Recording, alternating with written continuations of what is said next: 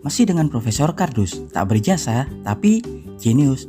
Fisik atau fisika adalah sebuah ilmu yang mempelajari bagaimana alam semesta bekerja, berperilaku terhadap ruang dan waktu, mengetahui struktur fisik setiap entitas atau materi hingga pada kondisi fundamentalnya, dan mempelajari bagaimana energi dan gaya mempengaruhinya.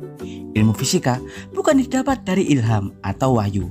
Ilmu fisika didapat dari hasil observasi, pengamatan, penelitian, hipotesis-hipotesis ilmiah guna mencari bukti dan fakta-fakta empiris tentang falsafah kebenaran sebenarnya. Karena ilmu fisika merupakan buah pemikiran manusia yang pastinya tidak mutlak sempurna.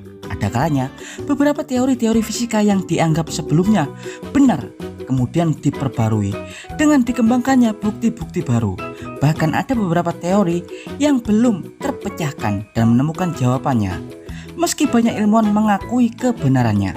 Seperti halnya teori string atau teori dawai, sebuah teori yang dapat dianggap segalanya, atau merupakan kerangka cacat fisika teoritis yang belum mendapatkan jawabannya. Dan kali ini Profesor Kardus akan mengulas fakta dan apa itu teori string. Tapi sebelum Profesor Kardus mengulasnya, jangan lupa like dan subscribe di channel Profesor Kardus.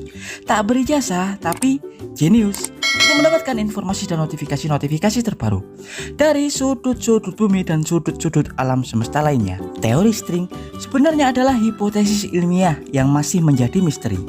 Teori ini disebut-sebut dapat menyatukan kesenjangan antara teori relativitas umum dan mekanika kuantum yang selama ini jadi masalah yang belum terpecahkan dalam bidang ilmu fisika. Seperti yang kita tahu, relativitas umum dan mekanika kuantum adalah teori yang paling menjanjikan dalam jalur perjalanan fisika modern.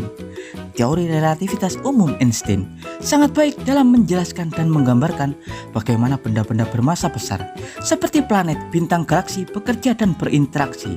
Seperti yang dijabarkan teori gravitasi yang merupakan bagian dari kelengkungan ruang dan waktu yang dipengaruhi oleh objek-objek bermassa besar.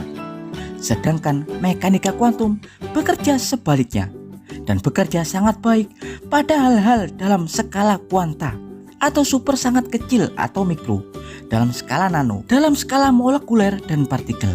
Dan tahukah Anda, dalam teori relativitas umum Albert Einstein, gravitasi biasa diterminologikan sebagai gaya yang membelokkan ruang waktu di sekitar objek yang besar. Gravitasi adalah satu dari 4 gaya fundamental alam, selain gaya elektromagnetik, gaya kuat, dan gaya nuklir lemah. Gaya gravitasi merupakan gaya terlemah dari 4 gaya fundamental di alam semesta. Jika 3 gaya lain seperti elektromagnetik, contoh pergerakan gelombang dan partikel foton cahaya, atau gaya nuklir kuat yang menyatukan partikel-partikel seperti proton dan neutron dalam nukleus atau inti atom. Juga gaya nuklir lemah yang membuat partikel-partikel radioaktif terlepas atau meluruh dan memancarkan radiasi.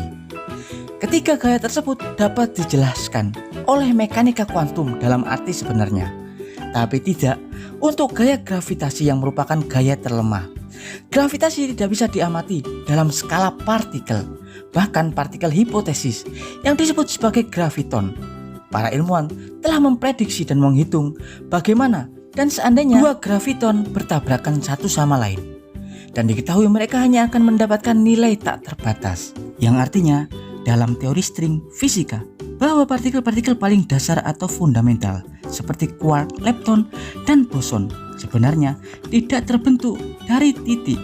Dalam teori string sebenarnya di alam fundamental yang jauh lebih kecil daripada quark dan lepton, partikel-partikel terbentuk dari energi getar kecil yang dibentuk dari filamen atau kekuatan yang disebut dengan string atau dawai. Seperti halnya senar pada gitar yang menciptakan nada-nada berbeda, string juga bekerja demikian.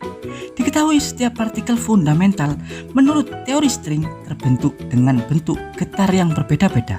Contoh elektron dan up quark, bentuk getaran yang mereka hasilkan pastinya akan berbeda. Dan jika teori string memang benar adanya, teori string akan menjawab masalah yang selama ini belum terpecahkan. Bagaimana bentuk partikel dari gravitasi seperti graviton? Karena dengan teori string, gravitasi kuantum dapat terbentuk. Kita dapat memodelkan gravitasi dalam skala kuantum. Tapi faktanya, teori string belum benar-benar bisa diamati. Kita bisa analogikan, seandainya bumi adalah sebuah atom, maka string atau getar akan seukuran helai benang atau rambut manusia karena lebih kecil daripada elektron dan mustahil untuk menemukannya dalam akselerator partikel. Jadi intinya, dalam teori string, seandainya kita membelah sebuah atom, maka kita akan menemukan nukleus atau inti atom, di mana di dalamnya ada proton, neutron, dan elektron. Dan seandainya kita mengambil satu proton dan membelahnya lagi, maka kita akan mendapatkan sebuah kuark.